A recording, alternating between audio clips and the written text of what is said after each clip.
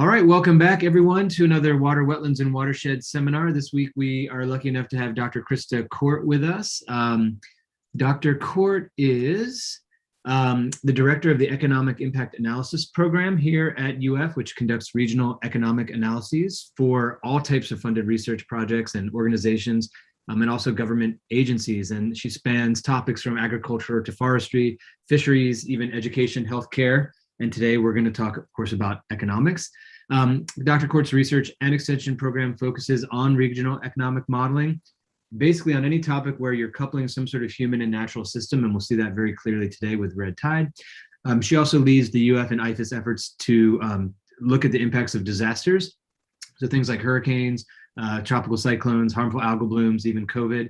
She collaborates with researchers across a wide range of disciplines and holds affiliate faculty status with Flora Sea Grant, the UF School of Natural Resources and Environment, the UF Water Institute, and the University of Westfjords in Isafjord, Iceland. I'm sure I butchered that one. So without further ado, Christa, the floor is yours. Thank you. All right, thank you. And with that type of introduction, it's perfect for me to follow through and say I do talk about a lot of different things. So David has promised to get me back on track if I start talking about the economics of something that is not harmful algal blooms this morning. So thank you for having me. I'm always happy to talk about any of the research that we're doing, and I'll make sure that you get all the different ways to engage with us at the very end of this. But just to give a very brief introduction to our program, everything that you see today is not just the work of me. I have a whole team of people behind me that are probably doing a lot of the hard work, and I'm just here as the figurehead presenting it today. But we have administrative staff, several postdoctoral associates, and a lot of graduate research assistants. And in true academic form, it takes me months to update things. So the people that have come on board with us in the fall of 2021 are not even showing on the slide yet.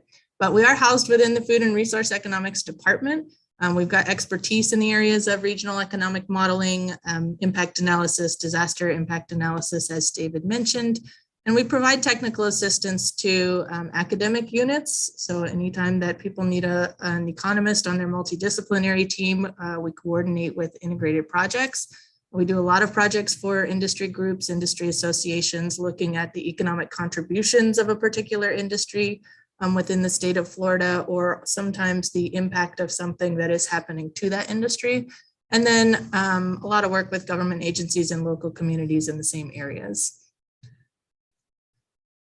Just a funding acknowledgement about the work that I'm going to present today. We did receive funding from the West Coast Inland Navigation District and the Marine Industries Association of Southwest Florida and Tampa Bay, along with the GCUS and the University of Miami CMOS. And we still have ongoing efforts with some of these funding agencies as well. So just to give a little bit of motivation, I will talk broadly about how to quantify the economic impacts of harmful algal blooms, but wanted to let you know upfront that while a lot of people have been studying this area, there's not a clear-cut way to do this or clear-cut data sources for everyone to analyze all types of harmful algal blooms. So one of the things that we are trying to do as a program with the several projects that we have ongoing is to sort of contribute to the body of knowledge on how should you go about this. Like what are the data sources that you need? What are the data sources we're missing to not be able to do this yet? And I really like this graphic because, we sit on this, far right side where it says impacts, but we need to know the science of harmful algal blooms. What's the probability that a bloom is going to appear? And that's how any of the policies that are related to preventing blooms, that's the area that they will impact. We then have the probability of exposure, and in this case, particularly human exposure. So there's, just because there's a harmful algal bloom, we just talked about the small bloom up in the Cedar Key area. If it stays well offshore, there's less of a chance that it's going to expose a human population. So if we are looking to reduce exposure to a harmful algal bloom, especially some of these that are naturally occurring, that's the area that we need to do that in. And then finally, there's a probability of an impact. And in this case, I'm talking about socioeconomic impacts. Just because the harmful algal bloom occurs doesn't mean it exposes the human population, but if it does, there's a probability that it will actually impact the human population. Obviously, there are things like health impacts when you're in the case of a red tide event, but we specialize in looking at the impacts to market activity. So any type of valuation of the environmental impacts or the marine life that's not included in commercial fishing. Those are outside the scope of what I'm talking about today, but certainly still important in the grand scheme of things as we figure out how to control or prevent these blooms. And so lastly, there were 2 significant harmful algal bloom events in Florida in the period that I'm going to talk about between late 2017 and early 2019. There was a red tide event that lasted between October of 2017 and January of 2019, and also a blue-green algae event that was peaking in the summer of 2018. And so what we were asked to do as a program was, estimate the economic impacts of what happened in that period. And because accurate and defensible estimates of these impacts can inform discussions that are surrounding these measures and policies to decrease the frequency and intensity of HABs and mitigating their consequences. So if we're going to spend money on preventing a bloom, reducing exposure, or mitigating the impacts, we need to have a dollar value to know what those impacts actually are so that we can contribute to something like a cost benefit analysis. Very brief background on red tide events. Again, I'm an economist. I'm not an algae specialist, but we need to know these things to know how they are impacting the human communities. They are naturally occurring events. They are sort of started through this upwelling circulation that happens quite a bit along the southwest coast of Gulf Coast of Florida. There are natural nutrient sources such as dead fish. So these are not solely human-driven or human-influenced events. These Quantifying brevis organisms are out there. They have natural nutrient sources, but there is the potential influence of human activity through a climate change driven temperature rise, and also the human influence on nitrogen and phosphate levels in the coastal areas. And I think that we have a lot of work in other units at UF that is trying to look at this area of research. So I like to show this graphic just to give everyone an idea of the area that was impacted by this particular event. This is the 2017 to 2019 red tide event that we will focus on for data availability purposes. It peaked here in October of 2018, and you can see that it was present along the Atlantic coast and up in the Panhandle as well. So the dots are obviously showing you the concentration of Quantifying brevis in the water samples that are done by the Florida Fish and Wildlife Conservation Commission. So if we're going to quantify the economic impacts, we need to know a little bit about the region that we're going to study. So in this particular study, our region of interest was that southwestern Florida peninsula. And you saw it with the most red dots there on the previous graphic, but it's the counties of Charlotte, Collier, Hillsborough, Lee, Manatee, Monroe, Pinellas, and Sarasota County. So sort of Tampa and south along the Gulf Coast of Florida. So this area is home to more than 4.7 million people as of July 1, 2019. And so we do have an update with the 2020 census that was recently released, but that's an increase of nearly 700,000 or 17% as compared to that 2010 census. So it's a growing area, and a majority of those residents reside in Hillsborough, Pinellas, and Lee counties. You can see the breakdown across the different counties there. If we look at, how did this change over time? The state of Florida's population grew at more than twice the rate of the US between 2010 and 2019. And that was 14.2% versus 6.3%. The overall population in Pinellas County grew at about the same rate as the US. Monroe, and that's down there by the Florida Keys, grew at a slightly smaller rate. But the remaining 6 counties in southwestern Florida grew at or above this average for the state. The 2 fastest growing counties in the region are Manatee and Lee counties. So when we go back to that graphic on human exposure, the more people are in the area, the more likely the humans are to be exposed to these events. If we look at the regional economy of Southwest Florida, so in 2019, the regional economy represented roughly 22% of the entire state's economy in those counties. Generated $452 billion in industry output. You can think of this as sales revenue of all of the different industries that are in the area. Nearly $255 billion in value added, or their contributions to gross state product, and nearly $135 billion in employee compensation that was paid across about 2.8 million full-time and part-time jobs in the area. The top 5 industry groups in this region in terms of employment include healthcare and social assistance, retail trade, accommodation and food services, professional, scientific and technical services, and administrative and support, which includes waste management and remediation services. So you can see that it's a service and even tourism-driven economy in the area. So this graphic will just add on to that last information, and it shows the breakdown. Each of the columns represents one industry.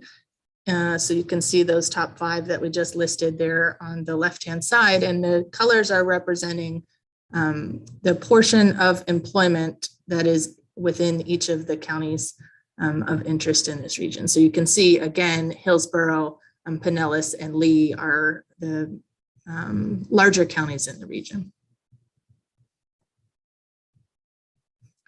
One other thing that's particularly important when we're trying to look at the socioeconomic impacts of a harmful algal bloom is marine dependent industries, right? So a lot of our human activity in the area is dependent on the resources that are coming out of the Gulf, or just the resources that are provided by the Gulf for things like marine recreation.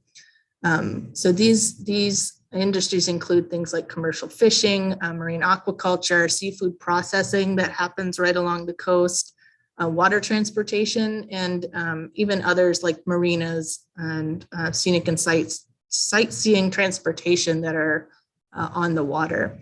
So what you're seeing in the table here is a location quotient. So it is the ratio of local concentration in a particular industry as compared to a reference region. So in this case, the reference is the United States. So anything above 1 is telling us that within this particular county, the concentration of employment within this particular industry is higher than the concentration of employment in that industry in the United States. So again, anything above 1 is telling us it's more concentrated in that industry, and we're seeing location quotients in the 12, 20, up to 87 in this area.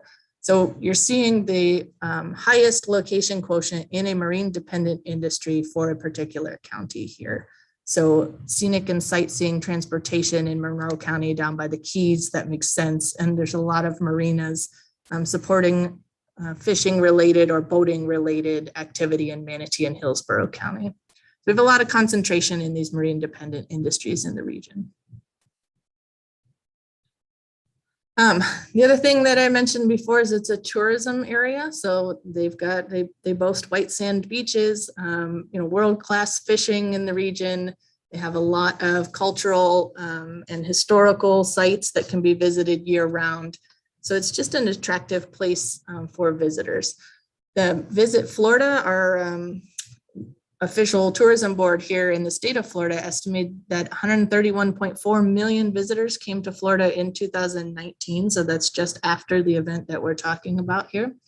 And that counties within the region of interest fall within 3 of their what they term vacation regions. So the Southwest, the Southeast, and Central West are covered, but I'll note here that majority of them are in that Southwest, or 9% of visitors. The Southeast and Central West regions also include Miami, the Everglades, and several world-class freshwater springs and rivers that are inland activities and not or cities in counties that are not included within our region of analysis. So probably the most important thing to understand on what we can and what we cannot quantify in terms of economic impacts is that the dynamics of the bloom matter. So this is, you mentioned that we work in things like hurricanes. On a hurricane, I know exactly where it hit, and I know exactly when it hit, and I know, the wind speed in particular zones or the precipitation in particular zones, and can map that pretty easily.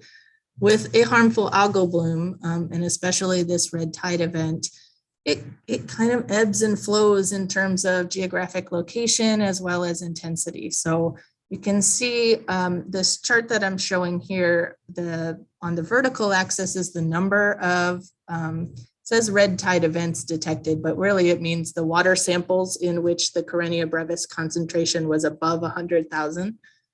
Cells per liter, and then the size of the circle is telling you the ratio of tests, the ratio of overall number of tests that was above that 100,000 limit. You can see counties like Lee have this particular spike. So in August of 2018, there was a spike in the number of tests detecting the red tide concentrations above that level.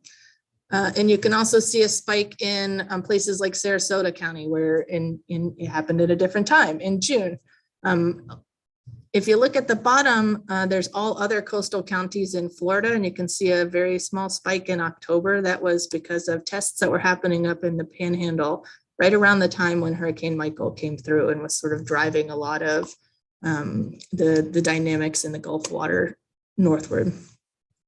And then you see counties like Collier and Charlotte, where there was this consistent presence of the bloom for several months. So it is not affecting the same areas in the same ways at the same time. And I'll also mention here that humans are not marine life. We tend to behave in strange ways. If we haven't figured that out during the COVID-19 pandemic yet, we don't all react the same way to anything, and we don't react the same way to a red tide event like something like wildlife would. So we have different thresholds at which wildlife can survive or not survive during a red tide event. We know this threshold at which the FWC declares that there is a red tide present in our waters, but we don't necessarily know if that is the threshold at which humans react to the red tide or behave differently because of the red tide presence. Some of that will be driven by their susceptibility to the health effects of the red tide, and some of that is just their particular risk preferences or risk perceptions of the red tide, or how quickly, if they happen to be a recreational fisherman, can they just drive through it and be okay and still go out on the water. So that'll become important as I show some of the things that we're working on later versus what we were able to quantify already. So there were two things that we were able to quantify. The first is just looking at an overview of some survey results that we did related to marine recreational activity. I'd like to reference something that came out of the Cabrera Research Laboratory at Cornell University. This it's the knowledge method matrix, or it's a KMM matrix. I'm missing an M there, but it sort of tells us like what is our current knowledge base about something, and then what methods are most appropriate to analyze that particular topic area of interest. And in this case, I showed some data on particular industries that are associated with marine recreation, but we don't have a good database that is telling us how many people participate in different marine recreational activities that is, at the temporal and geographic scale that would let us analyze an event that changes by day, right? So if we look at data on quarterly scale or an annual scale, and we try to tease out the impact of a red tide event, it largely gets covered up in changes in activity that happened moving away from the coast, but inland and occurring in the same county. So a tourist came down, they wanted to go to the beach and couldn't, so they spent time golfing instead. That the money that they spent still shows up as money spent in the area, even if the red tide was ongoing. So what we did is a survey. So we have 2 online surveys. There's a marine charter and for-hire fishing and diving operators. And then the second one was for marine recreational industry. So this included anything like boat jet ski sales, the maintenance on those marine vehicles, the boat storage or accessory sales, marine recreation sales, buying snorkeling equipment and fishing supplies and marina stores. And we were asking them a little bit of background information about their business. What is their location? What are their typical business practices? Average annual revenues, and what's the seasonality of those revenues, so that we can tie that to when these events were occurring. And then, did they notice or were they informed that red tide was present locally during 2018? And then we started to ask them the slightly more important questions if you're trying to value these things is, what happened? What happened to your sales revenues during this event? Not only when the red tide was present, but when it was not present. Because again, whether or not someone knows there's an event or whether or not they behave differently during an event, they might even behave differently right after the event, not knowing that it has moved on from that area or may not infect them anymore at the levels it's present. And then if they weren't impacted, if they were impacted locally, we ask them both revenue change during and after the event. So we had about 59 responses, I think, on both surveys. About 90% of the respondents said that red tide was present locally at some point during the survey period. And this chart is showing you, how the responses to that revenue change question varied by the type of activity that these for-hire or charter fishermen were participating in. So did they do charter fishing? Was it head boat fishing, kayak fishing? And you can see there's quite a bit of difference in that revenue change across the different type of activity they participated in. So I am, anecdotally, we heard about fishermen that are just driving through the event and getting back out onto the water and fishing. And we can kind of see the possibility of doing that here when we see the huge decline in kayak fishing, because you're not probably going to kayak through the entire red tide and get out somewhere. But when you're on a motorboat, maybe you can. You can see here the number of responses in particular categories is pretty low. But if we average across all of these different types of trips, then they saw about a 2% decline. So not much decline when the red tide bloom was going on in 2017, because it was only the back end of the year. 2018, it's an average of 27% decline in revenues across all trip types.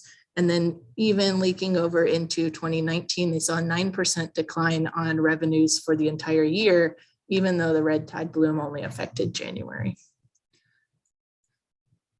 So this is the same type of results for marine recreational industries. And I should have mentioned the revenue change column includes some people that actually reported doing better. So if there was a 0 or a net positive, they are averaged in that revenue change column, but the revenue decrease tells us it averages only the responses that were a decline. So here, same thing, large variation in the type of marine recreational activity, but overall a decline in revenue for each and every one of them. And again, if we average those across all business segments, you see there the 35% decline. If I look at how those varied by year, it was a 3% decline in 2017, 26% in 2018, and still a 13% decline in marine recreational business revenue in 2019 after the bloom had resolved. So there does seem to be this lag effect of the levels of activity returning to the area.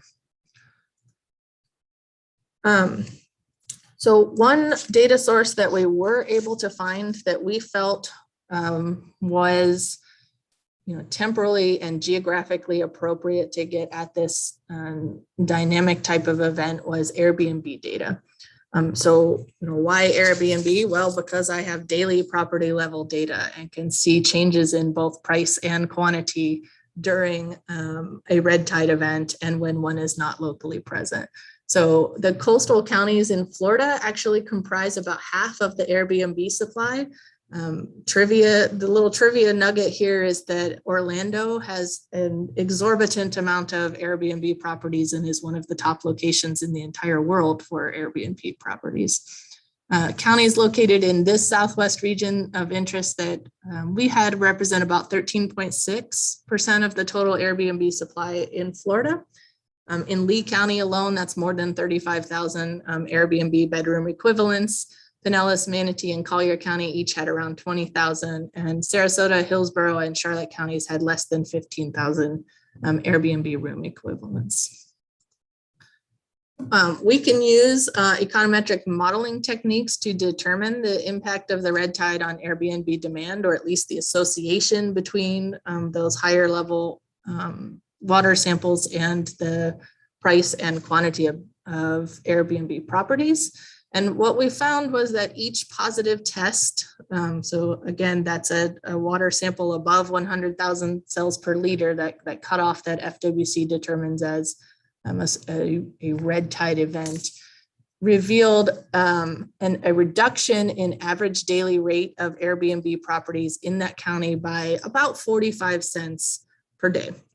And then the decreases in tourist demand of Airbnb measured through those reservation days is about 345 reservation days per positive tests. And one of the questions that I'm always asked, especially when I'm being interviewed by the media, is, does that mean more testing would mean a bigger reduction in activity? No, it does not mean that, but these results are specific to the amount of testing that went on in 2018. So if we were to look at different years or there was more testing going on later, it just makes the results more accurate, still only appropriate for the time period that you are analyzing, but it does not mean that more tests are going to mean higher impacts and that the only way to drive up the level of economic impact is to test more. That's not how that works.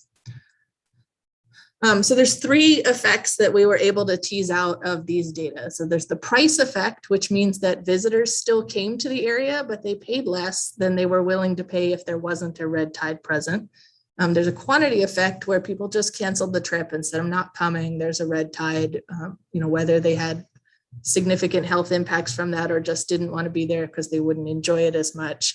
And then there's the mixed effect. So this is people that didn't come and would have paid more if they did come. So we can show the loss due to the price decrease by county by month.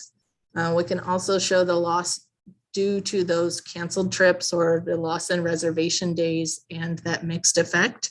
But the overall, and this table is just showing you what was the top month for losses by county, and that value of that loss and what is the percentage of observed revenues for that particular month. So you can see upwards of 20, 30, 60% loss in revenue for a particular month for a particular county.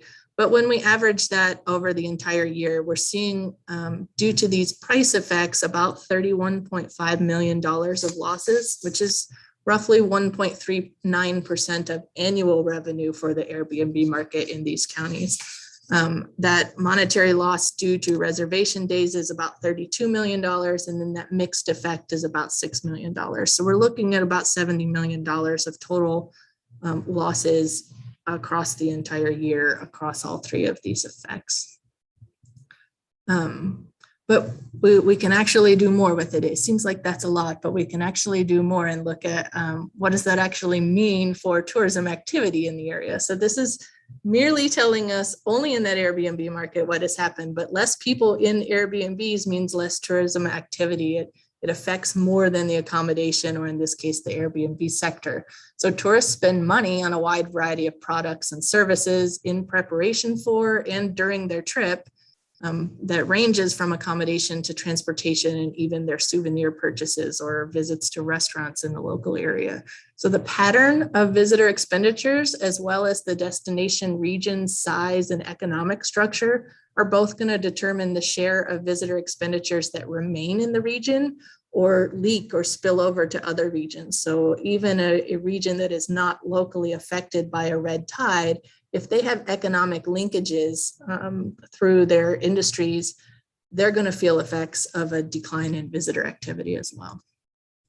So we can take that the losses to the Airbnb market that we determined before, determine what percentage of those losses occurred within the local region that we were interested in, and then also calculate what are the estimated expenditures in other sectors because those visitors were not there. So if we look only at that decline in lodging, we have about 52 million of those, 52 million in losses to accommodation spending.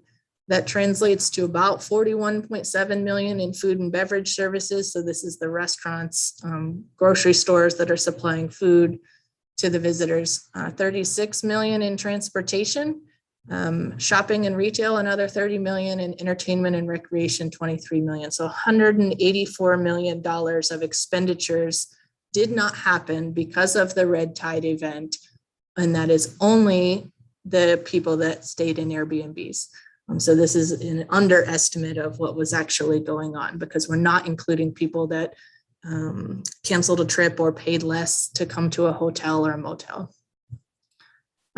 We then have a multi-regional input-output model. The software that provides that is called Implan, that was used to estimate the indirect and induced effects of the shock. So when I say indirect effects, I'm talking about the expenditures that an industry has on goods and services in order to supply that product. So we're looking throughout the supply chain there. And when I say induced effects, we're talking about the expenditure of the employed households in those industries on their own things. So the food that they need, the housing that they need, medical services, and anything else that those employees within those industries are spending money on.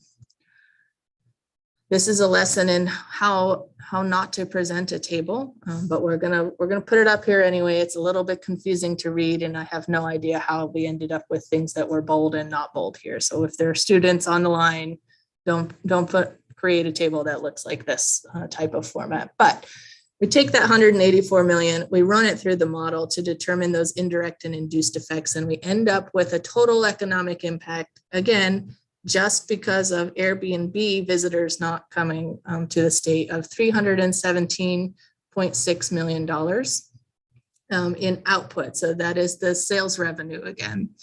If we look at just their impact to value added, I have GDP here, it's gross state product, it's $195 million. In terms of employment, it's about 2,876 jobs that were not supported. It doesn't mean they were lost forever for this region. They could feasibly come back once the event is over, but there were 2,876 jobs that were not supported throughout the economy because of this decline in expenditures. That's $120.9 million of labor income for those employees, and $45 million of taxes collected. So that's local, state, and federal taxes all added together. So this is a pretty significant number, even just looking at visitors that did not stay in an Airbnb because of the red tide event. You can see the percentages here are breaking that down by direct effect, indirect effect, and induced effect. So again, that initial decline being the direct effect, the indirect effect is sort of the supply chain effects, and then induced is driven by the employee expenditures of their income. So conclusions, there's two main conclusions of the work that we've done so far. Data availability hampered detailed economic impacts assessments for many aspects of harmful algal bloom events. This is especially true for blue-green algae events because the data the water sampling data has not been going on for as long of a period or in as much detail as it has been for some of these other events. The surveys or econometric analyses, even the multi-regional input-output modeling that we used did demonstrate significant economic impacts of this 2018 red tide event in Florida. But again, they're sort of underestimating what is going on because we can't estimate what's happening in some of these other industries or what the broader economic impacts of those events are. So just very, very briefly, I'll run down all of the ongoing and future research in this area because it's clear that we don't have all of the answers yet. One thing that we're trying to do is expand into that tourism impact in the hotels and motels. So I mentioned they're not there yet. And we do think we have identified a data source that we might be able to look at there. It's not as detailed as the Airbnb data, but it might at least lead us to a county level estimate of what's going on in the hotel motel market. We are wrapping up some research on impacts to recreational fishing. So how those recreational fishers behave when there's a red tide event. Also commercial fishing. So again, some of the data we feel cover up, not cover up, but they're not in as much detail as we need to show when the harmful algal bloom was impacting commercial fishing when it's available at a monthly timescale, but also if this is your livelihood, you are going to change up what you're doing in order to make sure that you still have money at the end of the day. So they might be fishing in a different area, fishing for a different species, doing something so that that revenue, which is what we do have the data on, remains at a high enough level to stay in business. And it might not show what's going on behavior-wise or expenditure-wise. So we're teasing into some of that behavioral change with the commercial fishermen, even if we don't see a significant change in their revenue during a red tide event. We're looking at property values, so to see if home sales, if there's an impact in the number of home sales or the prices of home sales during an event or immediately after an event. And efforts to map the knowledge domain. So this is where I teach systems thinking. So I really feel like we need to wrap our head around how all of this is connected in order to really be able to get at the answers we want for policy information. So we're going to map the knowledge domain on harmful algal blooms and how they turn into socioeconomic impacts. Looking at community vulnerability to harmful algal blooms. So which of these communities are most vulnerable, not just because the HABs happen to occur there with a higher frequency, but because of how their economy or demographics are structured. And then this idea of visitor resident behavior, humans don't do what we think humans are going to do if we assume that they're all rational. So this risk perception versus risk preferences and how those behaviors in visitors are different than behaviors in residents and translate into impacts on market activity. And then finally, the differences and our interactions with other types of HABs. So everything I covered today was on a particular red tide event. We have other types of harmful algal blooms. Some impact human communities more than others. And we just want to look at, do those impacts, are they the same across different types of harmful algal blooms? Are they different? Why are they different? And then interaction. So we saw that the blue-green algae event was happening at the same time as this red tide event. So how did that interaction among those two affect the results that we're getting for 2018? I think that's the last slide. There we go. So ways to engage. I've got a program website that you can look at all of the different things that we have going on. We have a site specific to our disaster impact analysis, which technically a harmful algal bloom is not designated as a type of disaster in terms of things like FEMA. But we put it there because we believe it's more related to the work we're doing in disaster impact analysis than just regional economic modeling. And there's a link to the report with all of the results that I presented today. And you can watch those websites when we have new things coming out of the new projects. Awesome. Thank you so much, Christa. Let's give a round of applause, virtual or otherwise, to Dr. Court. Thank you very much. Yeah, it's both. I mean, it's great to see. It's disheartening, and it's also just the challenge of the data that were available were the ones that you could sort of track this thread. But what I found really cool was so Airbnb data were useful, it's a sector of the tourism economy, but then because you have other modeling tools, you can then like you focus down, and then you can get back out using the input output model. So I think that was a really cool example of, you leveraging the data you could get. We'll go to questions in the room. I see Andrew, you have a question. You want to go ahead and ask Christa?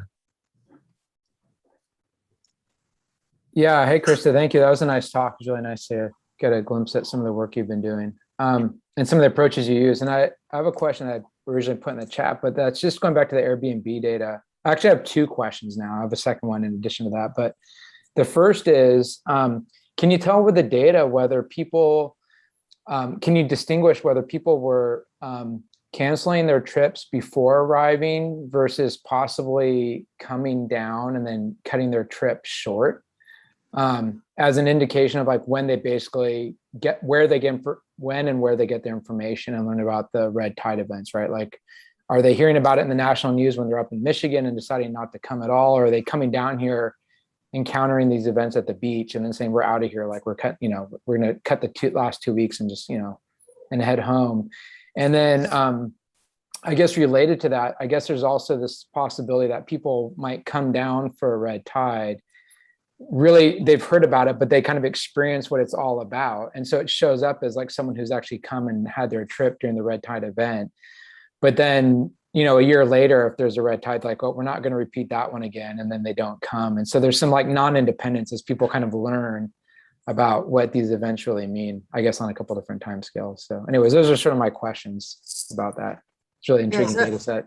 I can more easily answer the second one is no, I don't think we have really considered that, because I don't think we know enough about what they do in the moment versus what they're doing over time. I'll go back to the first one though. So the question was whether or not we can see when they cancel. So if they canceled before they got down or after they were here, we can't tell that in the data source. We just know the number of rooms that were actually reserved and kept that reservation in the data set versus in how that changed during a red tide event or not. So we know what they typically look like versus when there's event, but we have tried to look into some of the data that we can get through like Google Analytics, right? So like where were people talking about the red tide event? And we might be able to tie some of that into if they're talking about red tide up in Michigan or, in places that are not Florida, then maybe that's going to affect their reservations before they ever leave in order to get down here. And anecdotally, we know they do that. Right. So I have friends, I'm from Tennessee. So I have friends in Tennessee that did cancel their trip or go to an alternate location within Florida because of red tide, especially when they had complicating health factors. So we know they do it. I can't tease it out of the data that we have right now, but I'm sure there's a way to do it. We'll just have to find a different data source. And then going back to the other question, so a lot of the literature that you see and the results that I presented today are event specific, right? So we're looking just at this 2018 event, but I think we can get at some of this potential learning or the opposite of that, which is disaster amnesia, right? If one hasn't happened for so long, then you don't know how to react to it. I think we can get to that as we look at an entire time period and multiple events that happened in that time period instead of just staying event specific. So maybe we ultimately tease that out of there. Thank you. Thanks, Christa. There's a question from Liz. Liz, do you want to ask anything specific? Are you looking for GIS data on those links? Anything specific you're looking for? Just the data that you showed in your kind of the beginning of your presentation. I didn't know if those were provided in the links that you showed at the conclusion, or how that data, how we could kind of extrapolate that and use it for other overlays. Sure. Are you referring to the data on the water sampling? Yes. I think it's what we were showing. Yes. So that's available. It's publicly available from the FWC's FWRI. So it's the Fish and Wildlife Research Institute. They have a HAB monitoring program. We can certainly share the cleaned version of that we have, but they also will provide that upon request. And you can, customize what you're looking for, whether you want a particular time period, particular metrics within the data. And they do all have a geocode there as well. Okay, Latitude, thank you. longitude. So Chris, I'm curious, this is obviously the tourism economy is so huge. And then there's this other side of just life in Florida, which is like the coastal living. And so I've got friends that live in St. Pete and like they don't, it's kind of like with COVID, right? Like during COVID, we stayed home more and you could, well, I'm not going to do X activity. So do I spend my money on Y? And like we're not traveling. We certainly can only buy so many Netflix subscriptions, right? And so I'm just trying to think like, is there, and sorry if I spaced it, but like just the economic decline from local spending either less or differently. And it could, certainly they're here many people are here 365 days a year. And might that rival or even overtake the tourism income, sort of changing where it goes or even just reducing the flow? Yeah. So one of the things we had planned, because I do think that's an important aspect of this, and we had planned an intercept survey for Florida residents as part of the GCUS funding that we have going on, and it was supposed to happen right in the middle of COVID, so that wasn't going to happen. And we're sort of retooling that to an online format, but trying to tease out what is it that resident Floridians do during a red tide, and how do they spend their money differently, or what kind of mitigation behaviors are they engaging in? Because you hear stories of people that still have to go to work, and work is, I don't know, near the water or on the water. You can see there's literature on the health impacts to particular employees within particular industries, but others are able to make those decisions. And one of the things I didn't mention on the demographics is that this particular area that we are looking at they have a higher proportion of people aged 65 and older. So their behaviors are probably going to be different than other age groups as well. So we don't know yet. Again, the data aren't available for us to have answered that question, but it is one of the things that we're looking at, because we do expect them to be spending differently. And the question is, how does that change in spending result in these, broader economic impacts and how are they different from what they're normally doing? Great, thanks. Mark, you have a question? Yeah, I'm debating whether to ask it or not.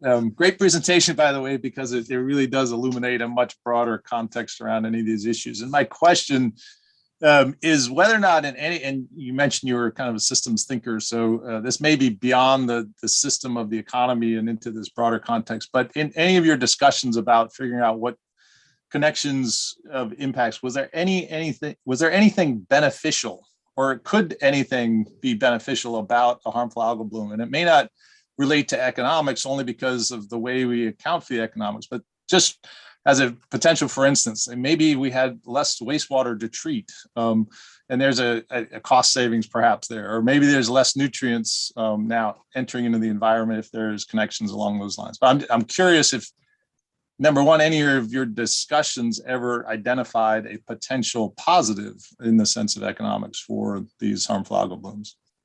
Yeah, I think it relates to sort of we always see GDP rise right after a disaster because there's a lot of money spent on cleaning up or maybe even preparing for the next one so that we're more resilient ahead of the next event. So I gave the anecdotal examples of people go golfing instead of spending money on the coast. So part of what I do as a regional economist, I feel like, is identify winners and losers, right? So there's going to be winners and losers in terms of industry sectors. If people are switching to other activities because they're not engaging in something near the coast, then there's going to be a positive impact for whatever it is that other activity is, if it's beyond the normal level. And I think that is true geographically as well. So again, it's anecdotal evidence, but we know that people are changing the location of their trip. They decided to visit the Atlantic coast instead of the Gulf Coast while this event was going on, or they visited the Panhandle prior to Hurricane Michael. So we see this large negative effect right along the coast in Southwest Florida, but it's probably beneficial to the economies of these other geographies because they had more people than they normally get. So I think yes, there are definitely winners, and we're going to have to tease a lot of that out if we want to have an overall conversation about what to do. Great, thank you. Or as HT would say, where's your boundary, right? Yeah. Like, where are you drawing your system's boundary? Never got to hear that personally, but thank you so much, Dr. Court. It's really wonderful to, well, again, I don't want to say wonderful because it's just it is a disaster that you're reporting on, but it's really great to see all that data compiled and analyzed. So thank you very much. All right, everyone. Thanks so much. We will see you next week. Have a great week. Take care of yourselves. Take care of everybody around you. See you later. All right.